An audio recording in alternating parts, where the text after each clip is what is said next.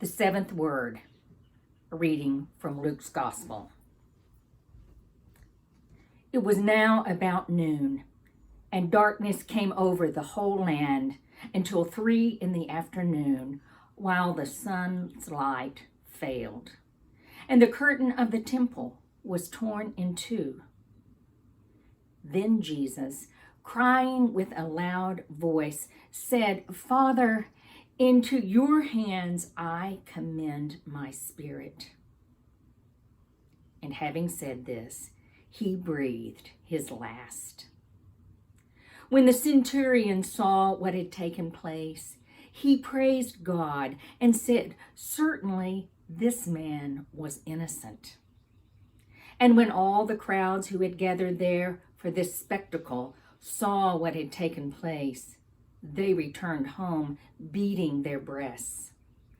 But all his acquaintances, including the women who had followed him from Galilee, stood at a distance watching these things.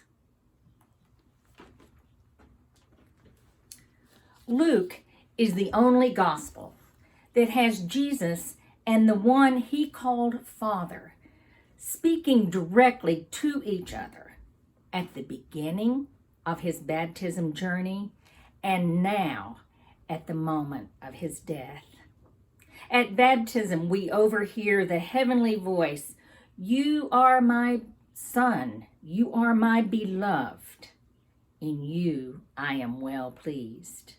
In you I find happiness." And then now, at the time of death, Jesus says, "Father, into your hands I commend my spirit."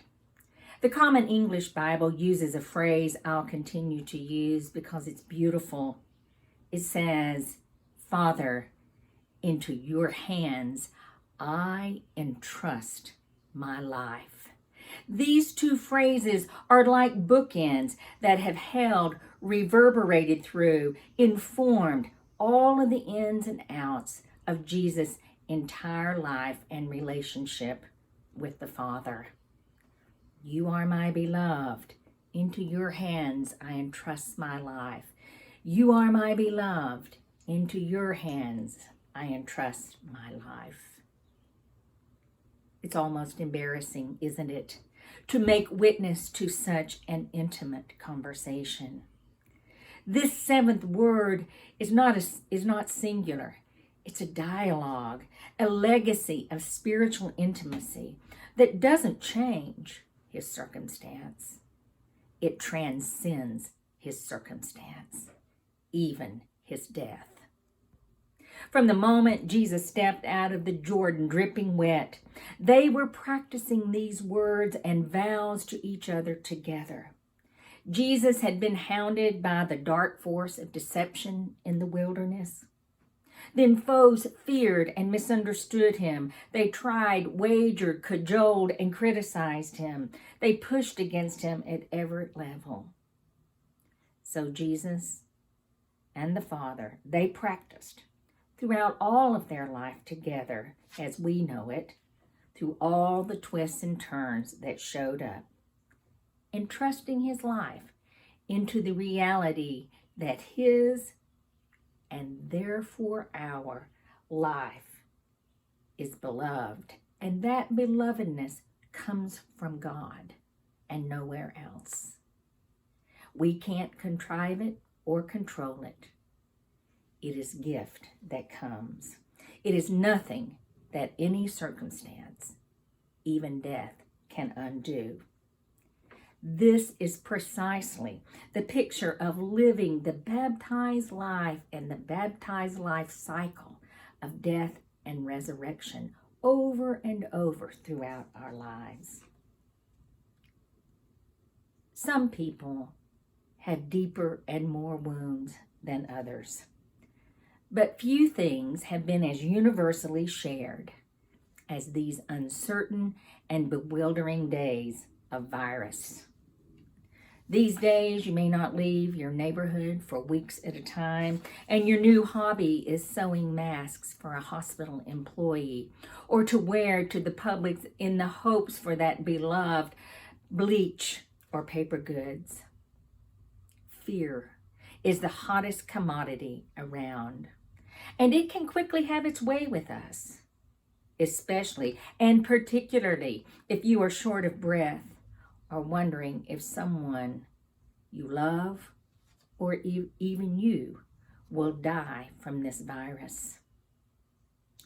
I honestly think it would be a hard time to just start practicing living the baptized life of love and trust that transcends this circumstance. At the hospital where I'm a chaplain, we have placed out for our staff our very large walking labyrinth. I've passed out finger labyrinths that look like this one as a resource for people to remember that we can only be centered and regrouped where we are right now. We can only be where we are today on this journey as the beloved children of God, trusting our lives this moment into the hands that hold us. As you know, a labyrinth is a meandering path. It's a combination of circles and spirals. Like life, it has curves, switchbacks, one moment here and suddenly over there in an entirely different place. But you can't get lost. The only requirement is the willingness to go, day by day, situation by situation, even coronavirus, over our whole lifetime. On Fat Tuesday, and on our Fat Tuesday Sunday lunch, Andrea placed on our Lenten tables a labyrinth. Doesn't that seem like a lifetime ago? The beginning of Lent? Our tendency is to want this situation to be solved. Get back to normal. I've heard that a million times. But that is the work of science, medicine, policy, and much needed clear-headed and courageous leadership that invites us to live into community and to choose wise behavior together. But our spiritual life is a little different. It's like the labyrinth, isn't it? It's not a problem to be solved, a place to get back to.